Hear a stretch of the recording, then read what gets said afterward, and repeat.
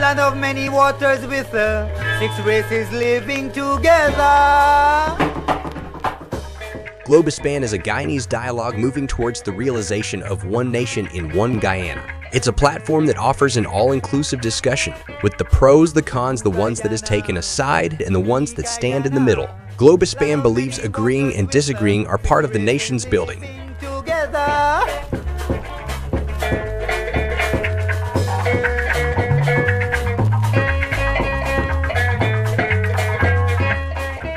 Globespan believes that every Guyanese voice is part of the nation's building.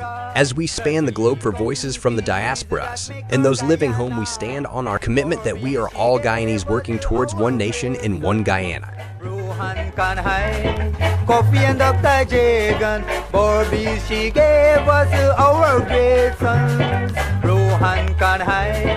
Coffee and Dr. Jagan. As the world turns on its axis bringing changes, we as Guyanese must adopt to those changes for a better Guyana for all. Globespan stands on its axis with its belief that one nation, one Guyana, one destiny must include voices from all corners of Guyana.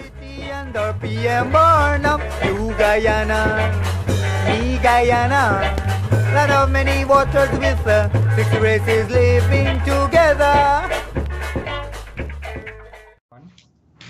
Good night, everyone, and welcome to Globespan Television. Tonight we have our guest, the Honorable Roysdale Ford, a senior member of the PNC party and the Shadow Minister of Legal Affairs and Attorney General. This program tonight is made available by Mr. Noor Singh and our 2 technical directors, Devin Bissoon and Ryan Gobin.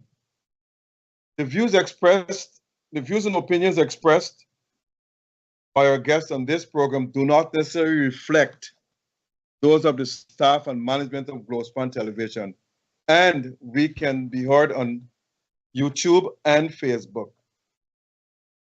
I must say special thanks to all our listeners for tuning in and to all our sponsors who have made this program available as well. So once again, we have tonight to discuss a number of issues concerning the People's National Congress Party with one of its leadership candidates, Mr. Roysdale Ford, Senior Counsel. Mr. Ford, welcome to the program. Good evening, Dr. Rose, and thank you for inviting me to your show, and good evening to your audience. Mr. Ford, one of the first things I want to ask you quickly, cost of living is rising in Guyana. Where your party stands on that? Well, I believe that we have a very clear position on the rising cost of living. The party as a whole, we are united on the fact that it is in fact rising. During the last budget presentation and subsequent to that, we would have outlined a number of measures that we would have proposed. We would have articulated repeatedly that the government is making no meaningful impact in terms of its policies and programs to reduce cost of living. There's a wide gap between the purchasing power of the Guyanese people, and particularly public servants who rely on a fixed wage from the government, and what are the prices that are currently existing. This is a serious impact on families, their ability to send their children to school, to provide for themselves, healthcare, and the whole circumstances that go with having families. So the government is absolutely putting nothing in place to affect or reduce the cost of living that is burdening the Guyanese people. We had a teachers' strike, and they went back to work with the hope of bargaining with the government. Talks have collapsed. Where do you stand on that? Do you support the teachers, or go ahead? No, where I stand on that, the teachers issue, I stand completely with the teachers. I am currently representing the Guyana Trade Unions Congress, which would have joined those court proceedings. We are expecting a decision this week on Friday from Justice Kissoon. We expect a ruling which would uphold the constitutional rights, the right to freedom to strike, the right to engage in effective collective bargaining, the fact that this matter would have basically resulted in these issues being determined by the court is a significant development. The last time our courts would have faced these sort of issues would have been about 30 or 40 years ago. It is much has happened. New legislation would have been passed, the Trade Union Recognition Act and the consequences of it, the duties on the government to engage in good faith negotiations and treat with the union's representatives. In this case, would be the Guyana Teachers Union. So I believe that these are significant issues in the industrial relations landscape of Guyana, and importantly, at a very personal level for the teachers. I believe this is the basis upon which we could find a way forward that may result in conciliation, effective conciliation, or ultimately arbitration of this industrial dispute between the government and the Guyana Teachers Union. There's no basis for us to conclude that the government is not without the resources to pay a reasonable or livable wage to the teachers. So there's no excuse. I believe that the government's position is one that is unreasonable, it's oppressive, and is without any justification. The country has the resources, we possess the resources now to make and give the teachers a living wage. Okay, In all of this, the students are actually seen as the pawns because they have exams coming up, and if the teachers should go back on strike, I don't know what will happen to those students, but that's a different topic altogether. Now, I want to come to your party politics. You have declared your candidacy for the leadership of the party, and from my understanding, to be the presidential candidate in the next election, whenever it's being held. Explain why you want to be the leader of the party and the presidential candidate.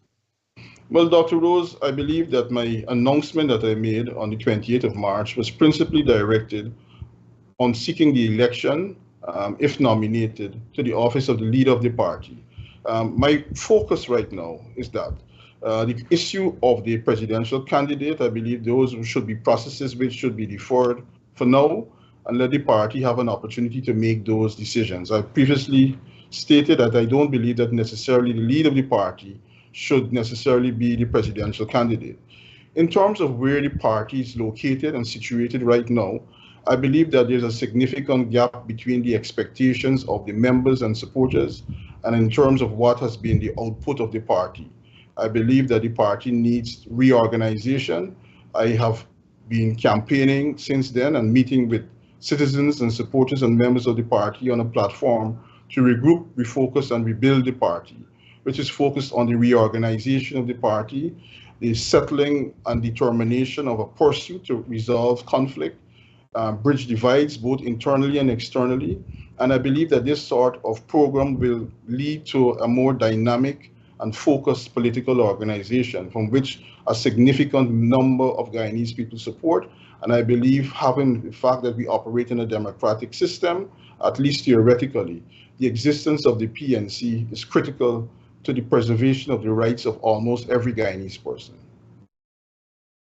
You said that the leader of the party do not necessarily have to be the presidential candidate. So which one are you running for, the leadership of the party or for the presidential candidate? Well, Dr. Rose, the only possible electoral contest which is available at this stage is that we would have announced, the party would have announced that there would be a Congress by the end of August, and that is for the party offices, the position of leader, chairman, vice chairman, and the members of the CEC, including the treasurer. So that is what is at the focus and forefront of my mind at this stage. And not the presidential candidate. I believe that we would get to that, the party would get to that issue at another time or a bit later. So it must possibly be later in time. But I believe the only contest that has been opened up and announced by the party is in relation to the leadership and the leadership offices of the party. You're challenging Mr. Norton, who won by a landslide actually 2 years ago, the leadership of the party. And Mr. Norton did say this will be a fight to the end. Now, my question to you is this. If Mr. Norton should defeat you and go on to win the next election, you know in Guyana, most leaders are vindictive. You're the shadow minister of legal affairs and attorney general. Should he become the president, do you think he will appoint you to be the Attorney General and Legal Affairs Minister? I believe when we seek to separate personalities and disagreements against a track record, I believe in terms of being the Shadow Attorney General, I would have distinguished myself in terms of the cases and fighting for the people and the party. I am well aware that persons would form personal views, personal dislikes.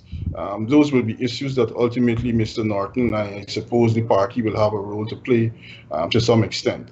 But that is not the focus of my attention right now. If I was contemplating that or only considering those as possible outcomes, I don't believe that I would have announced the candidacy. For me, what is the focus right now is how do we move the party from its current state?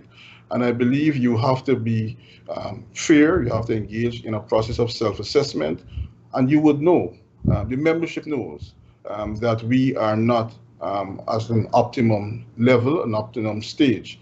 So I'm not at all concerned about what could possibly happen in the future. My focus is ensuring that the party is rebuilt and fit, and we move closer in matching the expectation gap which exists between the members and what the party is doing and what the members would like them to do. What type of leadership you will bring to the party that is different from Norton? Well, this is exactly what I considered at the time when I made the announcement and the process of leading to that announcement. I believe that the party needs a completely new type of leadership. I believe that we need a leader that is more focused on defending the party's members. I believe that is one of the significant issues. I believe that we need a leader who will be able to articulate and establish a clear vision and policy for the party. We need a leader that will be able to bring bills and motions to the National Assembly, who will be able to present the party's positions on a number of significant issues. I believe that we have adopted a more reactive approach rather than a progressive and determined and aggressive approach, outlining forcibly the party's issues. I believe that I will be sort of the leader that would listen and seek to establish national consensus where is necessary. I believe that there's a need to establish consensus and develop alliances in the society so we could really move the questions of social injustices and inequalities. I believe that we need to address ethnic issues. We need to present the party as a truly multi-ethnic party, which it is, but please stop saying it, but engage constantly in a course of conduct that will remind the nation that, objectively speaking, that the People's National Congress reform is really and truly the only real multi-ethnic party in this country, not based on putting people up and making them a comedy. So those are the sort of things that I would like to focus on. I believe in terms of the party itself, the party needs to establish an independent economic program for itself, its sustenance, both at the party level and at the group level. I believe that we spend too much time arguing and articulating positions against the government, and whilst that is good, I believe that the party ultimately has a role and a function in ensuring both at an economic and social level that leadership is provided to its supporters. That is separate and apart from what the PPP is doing. I believe that the party plays a role in the lives of our people and the lives of our young people. We need to establish centers throughout the country that will be able to move the people and alter their lifestyles and their concept of what really and truly is life. So I see the party more as an engine, more as a mechanism to impact positively on the life of the people, not necessarily limited in the usual political sense of bringing people out to vote only for you. I believe we have to make the party what it was conceived to be, which is a home, an umbrella for diverse people, and the ability to bring people together with an agenda that is based on national development. I believe that the party somehow would have retreated from really and truly being the party of national interest. Over the last number of years, we have the issues of Exxon. I believe the party needs to be more focused in articulating positions which are ultimately in the national interest of the people. So I believe that I have a radically different view in terms of where the party is at. I believe that I have a view that is not hitched to the traditions and history of the party. I believe I recognize and respect the party, but I believe that we live in a time when the vision and mission of the party needs to be reimagined for the current time that we're living in. So I'm seeing a completely different People's National Congress reform from what would have been the leadership, and not necessarily limiting to Mr. Norton, but what would have been the leadership over the past 2 years and what would have been delivered to our people. So I believe that I'm at a radically different stage, in my opinion and my vision as to where the party should be going. Now, you mentioned a very important word there, ethnicity, ethnic division. Guyana has been divided along racial lines way back, going back to the 50s, all the way down now. And every political party spoke at election time how they will heal the racial divide. What are your policies, or how do you go about healing the racial divide in the country? Well, it's not going to be a walk in the park, but I believe that what we need to do is to engage in, first, to establish that the constitutional system that we have in place, the winner-take-all system, where we have ethnic parties, where people vote largely based in ethnic enclaves and enclave groups, will do nothing to end or abate the underlying problem and the underlying features that exist in our society. So I believe that that needs reform. I believe that we need to address that in a process of genuine and fruitful constitutional reform. So we need to move from this winner-take-all system to a more inclusive sort of government system, which we contemplate the possibility of collating after elections are held, and in terms of the very government structure that we put in place. I believe because the people of Guyana live in different regions and there are predominant groups which are affected, we need to have in place a devolution of power to the regions and to the municipalities to make them independent functioning organizations. I believe the role of the REO is more of a stumble and a block in relation to the execution of the regions and allowing them to be functioning as independent organizations. I believe that we have examples. I believe that the example and the transformation of Kenya through their constitution and the ability to have the counties function as decentralized and independent units is something that we should seriously look at. Those are things at a constitutional level. I believe that we need to really and truly allow the Ethnic Relations Commission to be an agency that could prosecute, examine, and resolve ethnic issues. I believe that we must not run away from the possibility of serious engagement in analysis in terms of the allocation of resources. I believe that we need to have policies and programs which will lift people both at an ethnic level in terms of people being disadvantaged. The Amerindians, for example, who've been historically a marginalized group in our society. We need to resolve these issues. I believe in terms of the allocation of resources, in terms of building people up, both at an ethnic and a political level, allowing people to rise and be able to take advantage of economic opportunities. And these are the reasons why I decided that I feel compelled and bound by a duty as a citizen at this time to step forward. Most political parties in and out of Guyana always focus on development, the economy, healthcare, education, which I'll come to just now. But they never focus on one thing, human development. Do you have any policies to develop the human beings in Guyana, human development? Well, I believe that one of the great problems that the People's Progressive Party is raising or posing for the Guyanese people right now is the over allocation of resources on capital works as it relates to human development. As it relates to human development, I believe that our party has generally outlined under Mr. Norton what he calls, and the party has committed to, people-centered development, which is supposed to be more focused on human development.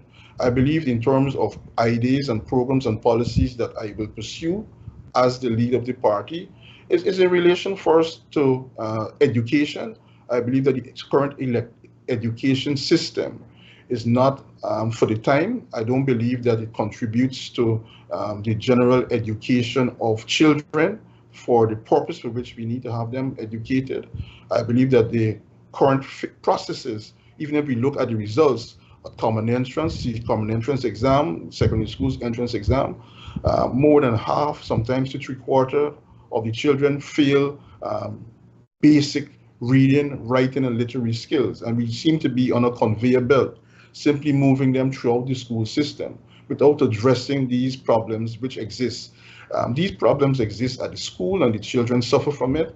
I believe that we need to have policies that would intervene in the homes by ensuring that the parents are given the sort of support. I believe that we need to have in place after school programs. We need to put in place the arrangements to allow the women in our communities to become employed. I believe that women who work, even in the home or at work, must be allowed to become educated. They must be allowed to raise their children. I believe that we need radically new policies dealing with healthcare and the provisioning of appropriate healthcare, not simply building hospital after hospital. I believe that we need to put in place programs that will educate our people in terms of healthcare, in terms of diet. I believe that we must have diet and nutrition as an issue, even in the homes and the families, and provisioning in schools. So I see a radically different sort of Guyana than one that is predominantly being focused currently on roads and bridges and so on. Those things are important, but I believe ultimately we now are at a stage when we need to lay a foundation to protect our people, empower them, educate them, make them healthier. And I believe that that is not being done. And I believe the party plays a significant role in providing another view and another message, another perspective on where Guyana should be going. And I believe that the Guyanese people will support that perspective. We need to have a balance that will result in them seeing their lives being made better.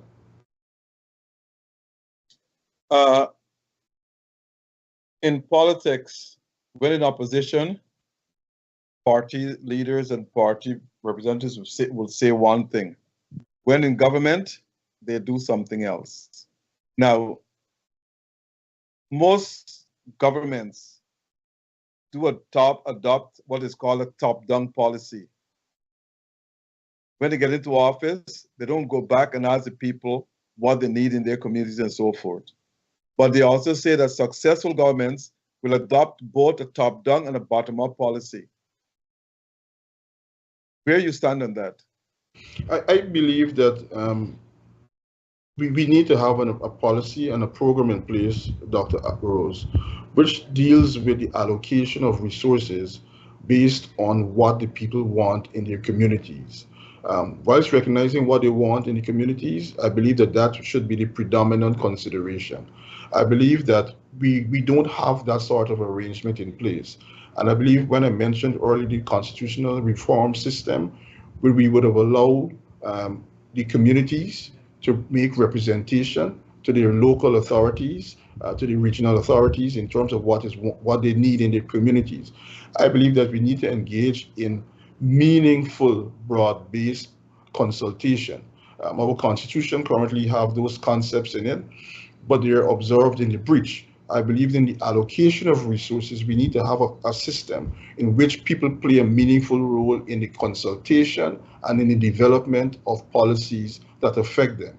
So we need a completely different approach. The PPP is a completely top-down political party. I believe that the consultations, and I know that the consultations in relation to budgetary matters are largely ignored. We see it repeatedly in Region 10, repeatedly in Region 7, and repeatedly in Region 4. And that is only in the predominantly controlled regions of the opposition, the People's National Congress Reform, or AP and UFC. But I believe that, and I know that it happens even in their own regions, where they decide in the communities that the people must build a bridge rather than the people wanting a factory.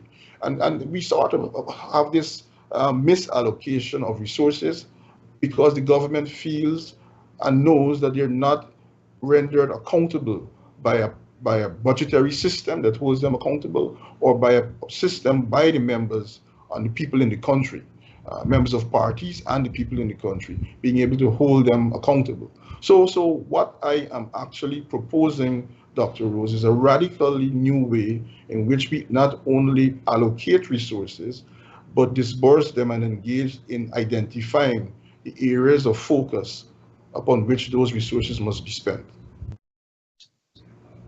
President Ali has just appointed a constitutional reform committee to make amendments to the Constitution. Name me 4 major amendments you would like to see change in the Constitution. I would like to see the powers of the presidency reduced. I would like to see the devolution of power to the regional authorities that I mentioned earlier.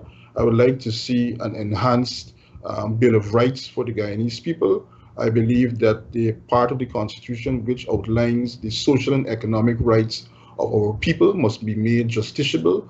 At the time when they were put into the Constitution, they were to be aspirational, but I believe we now are at the point where our national anthem says that the people could actually see the glory.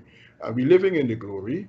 I believe that we must be able to enforce social and economic rights. I believe when those rights become enforceable, the Guyanese people are empowered. They could actually go to court and have, as currently happened in South Africa and India, determination made in relation to the allocation of resources, whether where hospitals are being built, whether they're having a fair and equitable portion of the country's resources. So these are significant issues which can only flow from a process of constitutional reform.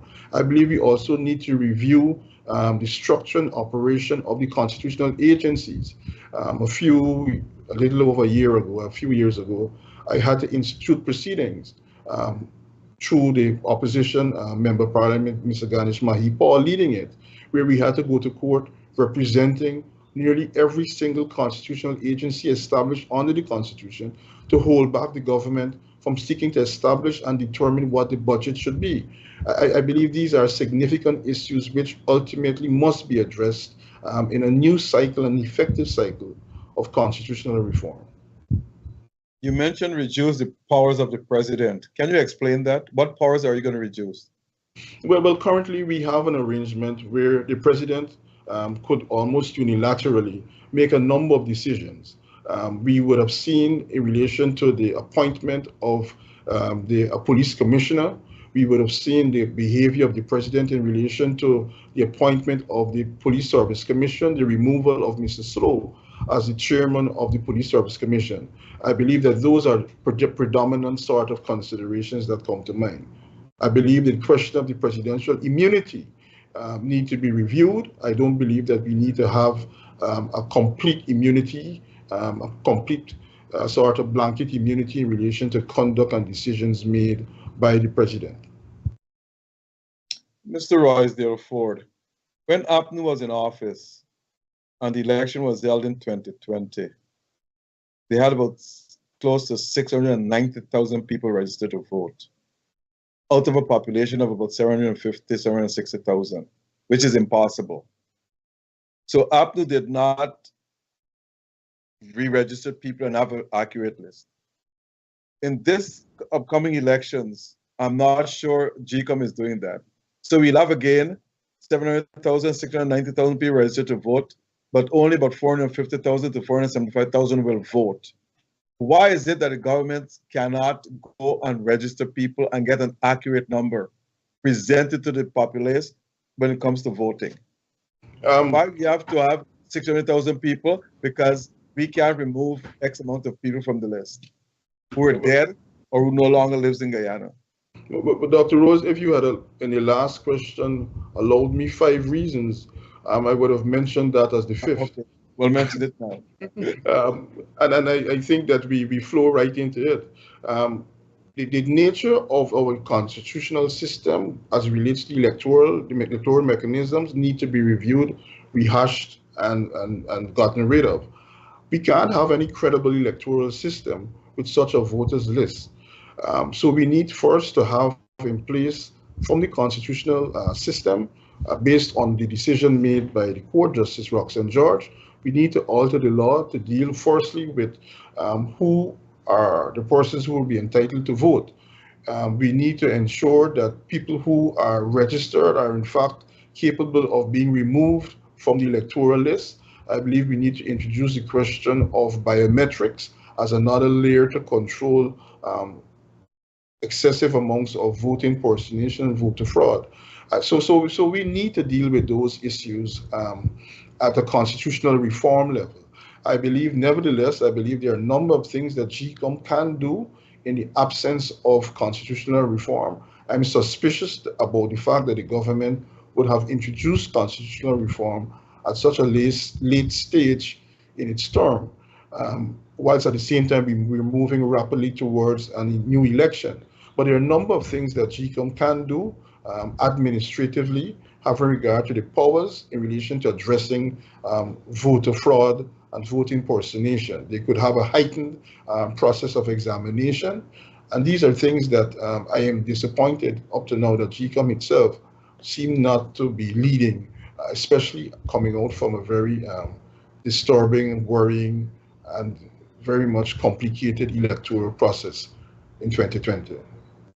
Mr. Ford, throughout the Caribbean, elections are being held in Jamaica, which has about 3 million people, and so forth. And election results are known actually the same night. In Guyana, it takes a week, like in the local government election, before it's known. And in the regional and national elections, the same thing. Do you think GECOM is a competent organization capable of running elections? I don't think so. I believe when we look at the performance of GECOM over the last number of years, particularly the 2020 election, GECOM has not demonstrated that it is a competent organization. I believe that the results of the election bring much anxiety to people. The fact that we could allow it to happen at the next elections. I'm particularly disturbed by the fact that we seem to still have on the books the process of a recount.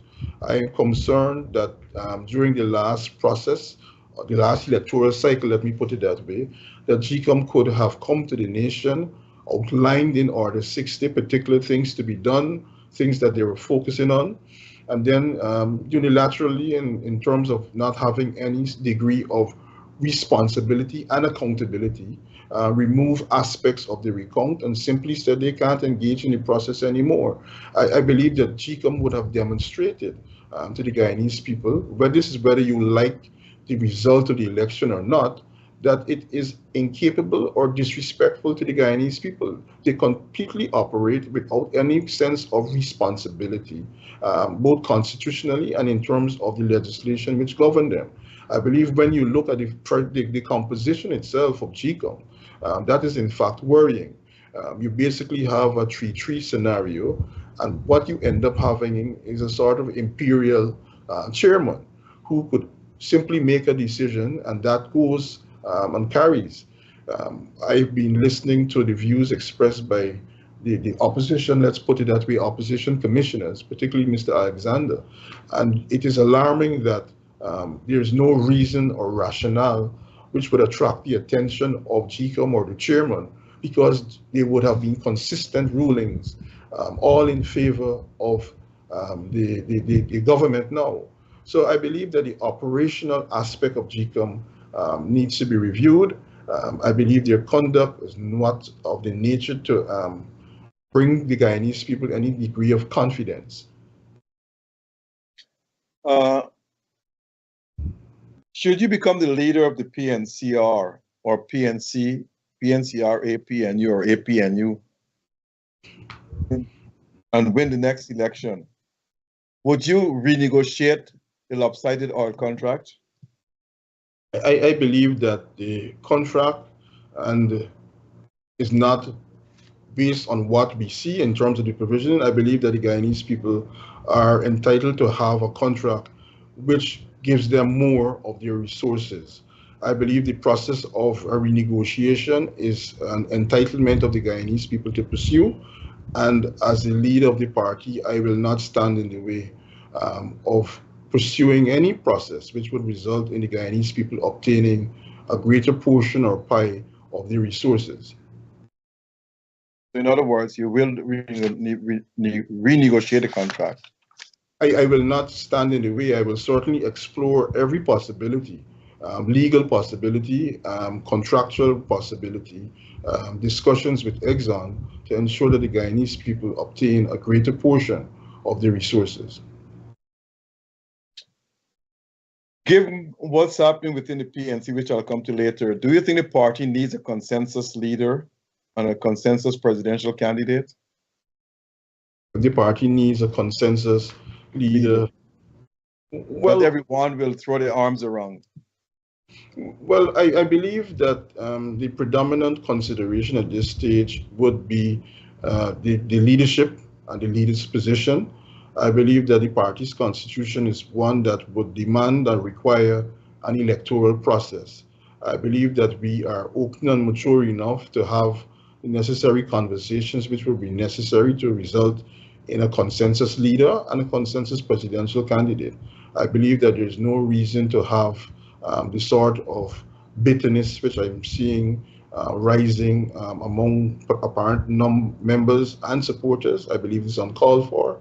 I personally issued statements and privately spoken to a number of persons to desist and to refrain from that sort of conduct.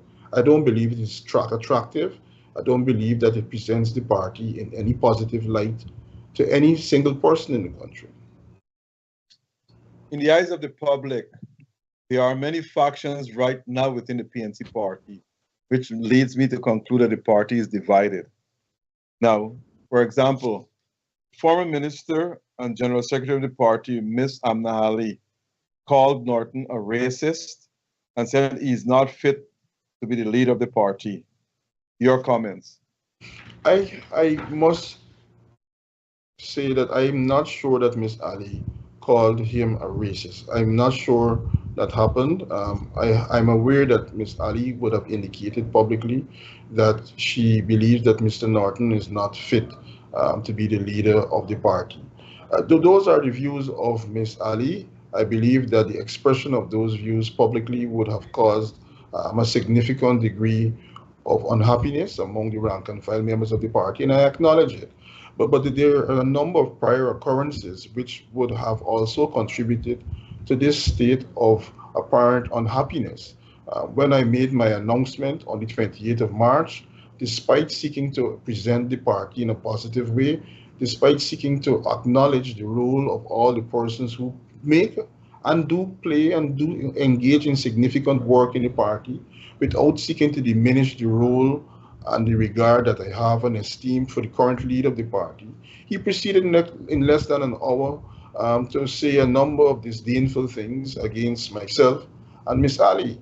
I believe that that sort of politics is what is not needed in the party.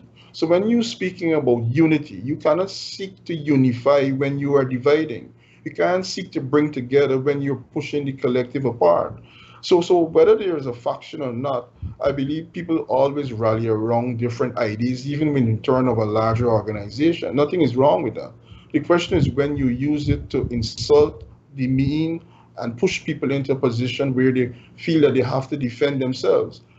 This is certainly not the PNC that I want to be a part of. It's certainly not the PNC that I will lead, and it's not the PNC that I was aware of growing up. And these are new deformities which I believe that should be excluded and expunged from the body of the PNC. Ms. Ali says she's supporting you. So do you think it's in your interest to tell her to cease and desist from attacking Mr. Norton and others within the party? I have spoken to Ms. Ali, and I've spoken to the party chairman, Mr. Sherwin Holder. I've spoken to a number of persons asking them to allow good sense and maturity to prevail. I have not taken a position because Ms. Ali is necessarily supporting me to tell her, you just keep running down the road. I have spoken to all persons who I perceive to be responsible and to play a significant role. There are a number of people in the party who are associated with the party who seem only intent on aggravating the situation more. But I don't believe that that is a happy course to be employed. How long have you been a member of the PNCR?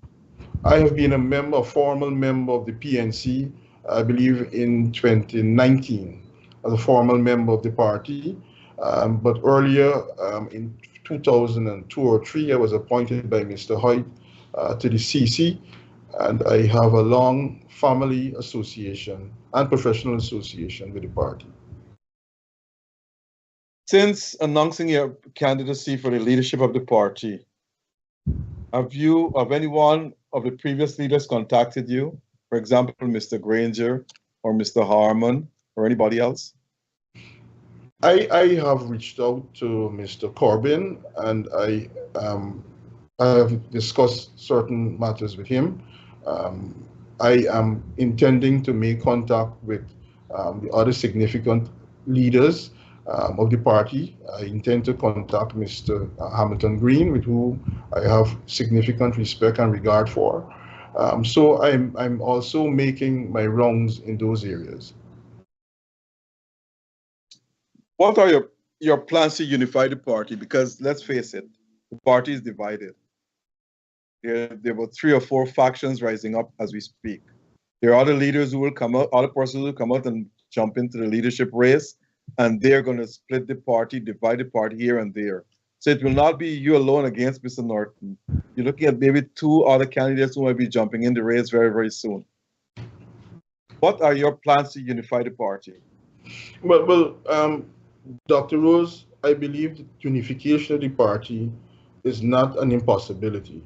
I believe what has happened over the years, particularly the recent years, is that we have gotten to the point where a number of conduct courses and decisions which were made, which seem to favor individuals and personalities above the party. I believe when we go back and we make an assessment, we must make decisions which favor the party first. I'll provide examples which are probably known in public. Dr. Rose, I believe that the unity of the party must be unity based on respect and based on compliance with the constitution of the party. You see, when you engage in leadership of an organization and you make it compliant and consistent with the organizational values and the constitution, there's less room for this sort of unhappiness. For example, we would have had a number of decisions made in relation to the removal of the regional council, the regional body, the party representative body in Region 9. The consequence of that, the PPP felt emboldened, I believe, to take and enter upon the building of the party. Then as a consequence of that, you had the fact that the party somehow was unable to participate and present its nomination papers to contest that region. So we never even entered the race in Region 9. There are a number of party groups or regions for which the respective or required regional conferences to allow persons to be elected to hold offices would not have occurred. For example, in Region 8, Region 8, I don't believe that we've had any for a number of years. In Region 1, we have not had it for a number of years.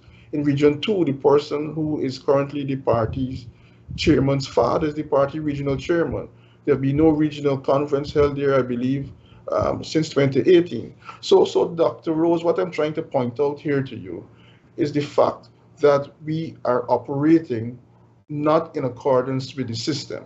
People will obviously become unhappy, pull away.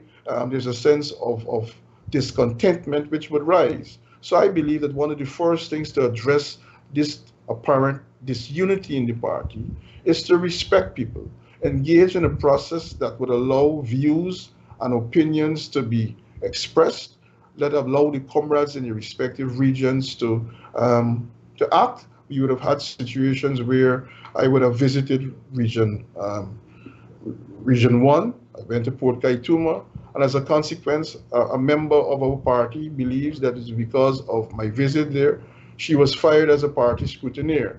You see, these are the sort of petty, backward policies and politics which need to be expunged. So I would not be that sort of leader which would promote or encourage that sort of behavior. Now, if by chance the PEP government, the ruling party, should call a snap election, is the APNU ready to contest all 10 regions? What I could tell you, Dr. Rose, is that despite what we see and the public seeing as all this sort of division in the party, the PNC and the APNU FC in particular will rally and will be able to contest every region and be able to put up candidates which will be able to attract the confidence of the people. Now, President Granger and the APNU, AFC, were in office for 5 years. But as you know, they did not govern well. But my question to you is this: do you think they governed the country well? I believe that there were significant decisions which were made, which inured to the benefit of the Guyanese people. As in any government, there would have been areas which would have caused significant unhappiness. And in my personal view, I believe that there were a number of areas which the government needed to address more effectively. Do you think the PPP government is governing the country well? I think the PPP is governing the country in the most atrocious manner. I believe that when we look at the international image of the country, I believe that we're worse off than we were in the 2015-2019 period. The indictment at the international level from the United Nations is a source of serious concern.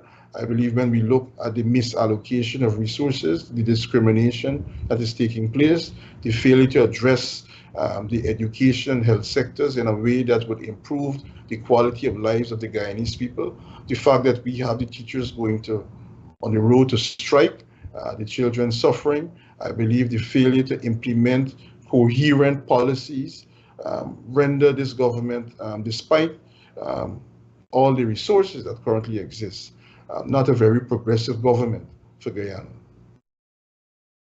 On a grade from 1 to 10, 1 being the lowest, 10 being the highest, what grade would you give this government? 3.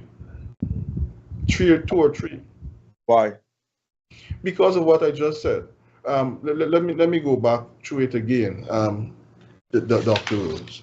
I'm saying that at the international level, we just recently had significant condemnation in relation to the human rights record, in relation to corruption, mismanagement, and discrimination in the country.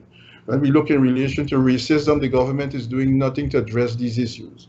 We have a rise and a spate of extrajudicial killing in the country again. We have low wages, despite the fact of the existence of all these resources. The government is not putting in place policies and programs which will be driven by consensus. We saw them pass legislation which repealed the Natural Resource Fund from a broad-based organization or body that would be able to provide oversight. They collapsed that. Monies are extracted at rapid rates from the Natural Resource Fund, spent without any proper regulation, oversight, and accountability. We have the failure of the Speaker of the National Assembly to allow the National Assembly to function as a truly deliberative body. He shuts down motions after motions. He seeks to restrict and hamstrung the opposition in discharging their constitutional right. The bodies and agencies set up under the Constitution are being made to suppress their independence. We have the number of different parliamentary committees. They're not reaching, not functioning.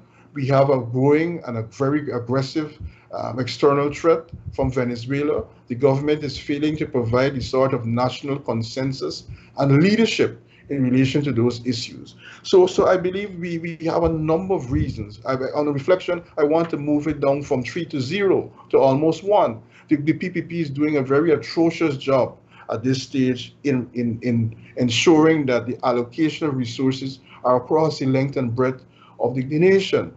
Look at the people who are in a position and capable of bidding for contracts. It's a very small, restricted group.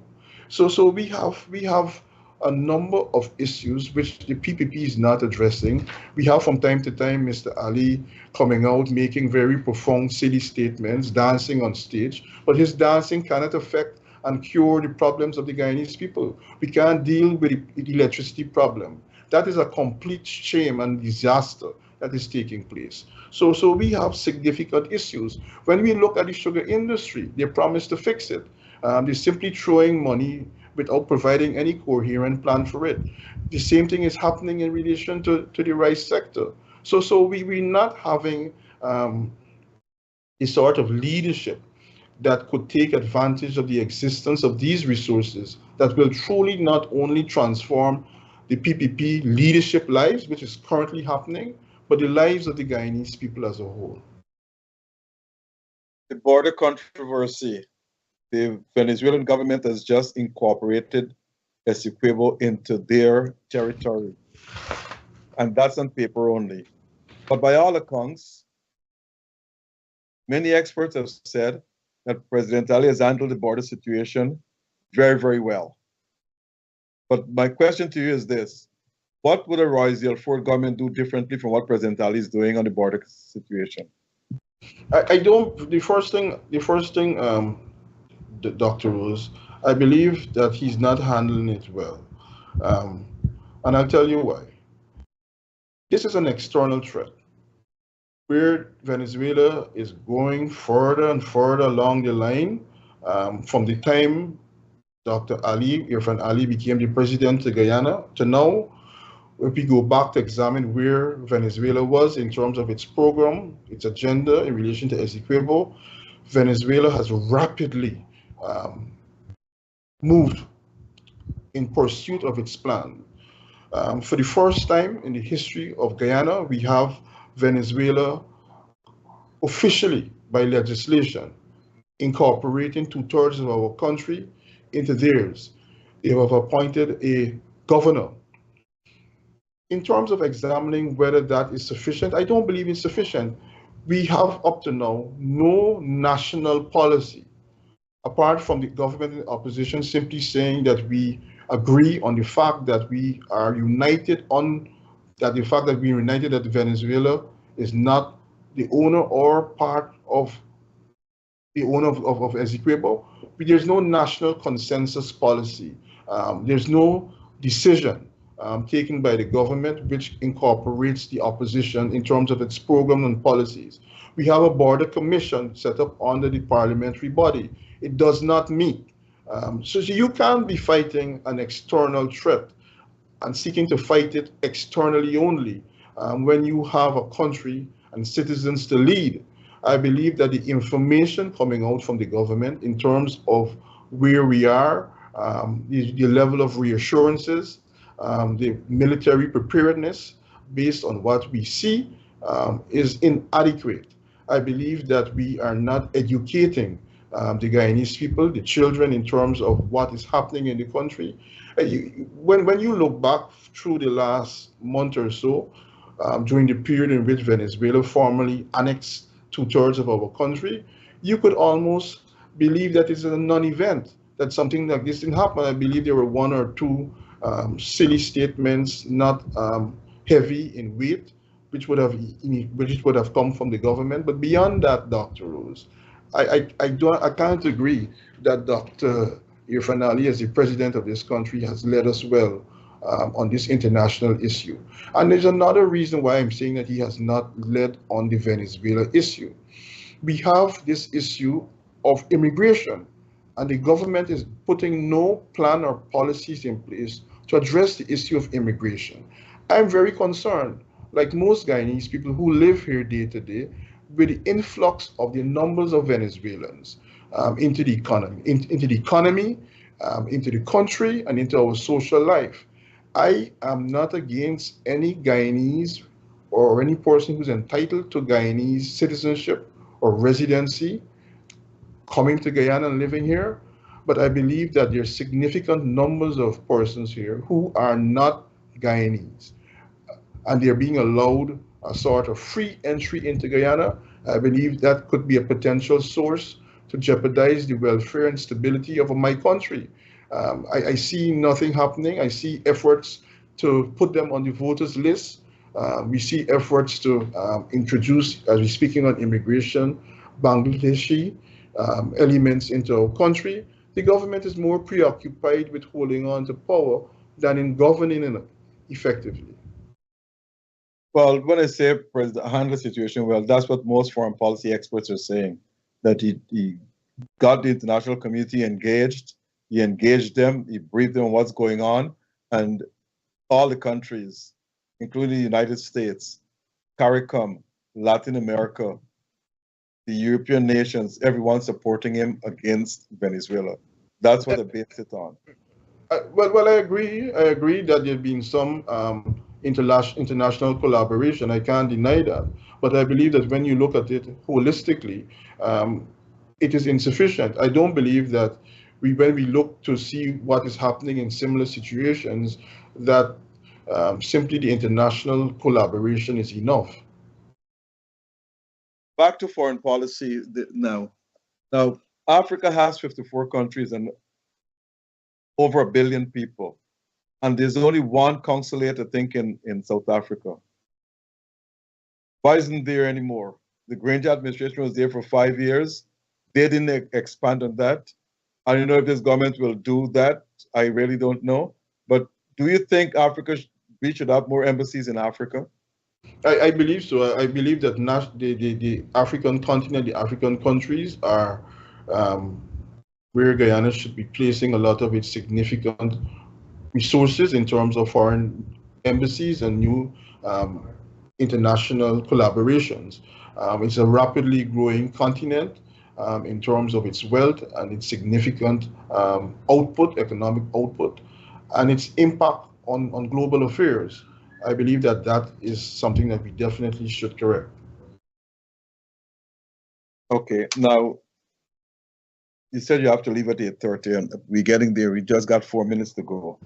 Now, the economy is doing well, but let me ask you a question.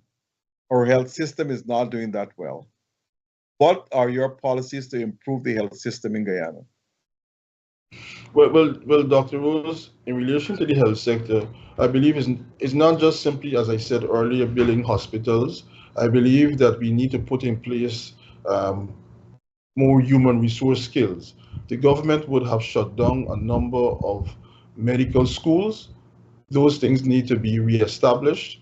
They need to expand new health training. We need to expand the university program in relation to the entry of persons into the medical profession. I believe we need to focus more at community healthcare development, and we need to focus also on diet and nutrition also. How would a Royal Ford government treat its senior citizens? Would you increase the old age pension, and to what? The current old age pension is completely unacceptable. They can't live on it. I can't say a figure right now. I won't call a figure, but I would certainly move it from where it is to a point where it is livable, where the persons who would have served this country will be able to live and reside in Guyana in a degree of dignity. Certainly the pension now cannot allow them to even pay rent, cover electricity. There are a number of areas which I don't even believe that the Guyanese pensioners should be burdened to pay.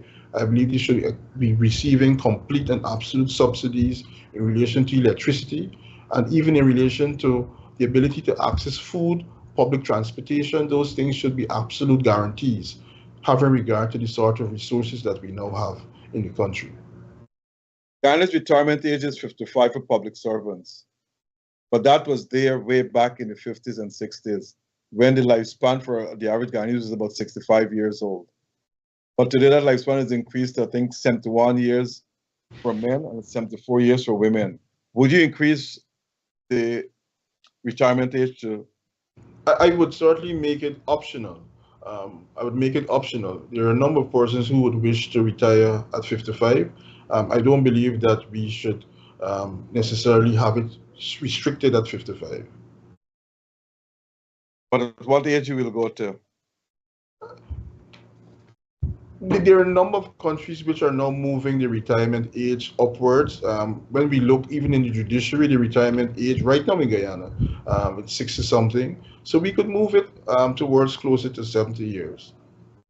Okay, that's good. Now we're coming to the end of the program because you said you only have 1 hour to go. So your closing remarks, we're 8:29.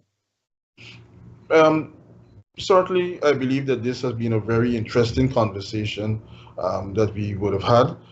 You know that this was a conversation long in the making. We would have had a number of challenges having regard to your schedule and mostly my schedule in terms of having an opportunity to sit down with you and to discuss these very important issues. It's something that I intend to do regularly once you have the availability to come back onto your show. In relation to where the country is at right now, I believe that we are at a very worrying state where we have a significant amount of resources which I believe are being squandered. They're not the sort of policies that are in place to really move the country forward. The political party of which I'm a member, the People's National Congress Reform, plays a significant role in the life of the country. We need to put in place the sort of policies and programs to ensure that the party could be a fit and a proper political party to not only to return to government, which is the principal objective, but to ensure that we could positively impact on the lives of the Guyanese people. And that is why I would have announced my intention to contest the leadership once nominated. I am advocating and campaigning on a platform to rebuild, refocus, and regroup the party. There's no way forward but through that. There will be all the permutations which may be presented, but I believe that that is the core substance of what is needed at this stage. I thank you once again, Dr. Rose, for inviting me to your program. And I wish you well in your leadership contest. I hope you succeed. And as you said, all what you put forward here tonight seems to be very, very good. And I hope if you got the leadership, you will advance the causes you put forward here tonight. Once again, I would like to thank our listeners. It's an abbreviated program. It's an hour tonight because Mr. Ford said he had another engagement. So thank all our listeners and our sponsors. And I must thank Noir Singh, Devin Bissoon, and Brian Gobin for making this program available. So good night, everyone, and have a blessed the rest of the evening. Thank you very much. Thank you very much.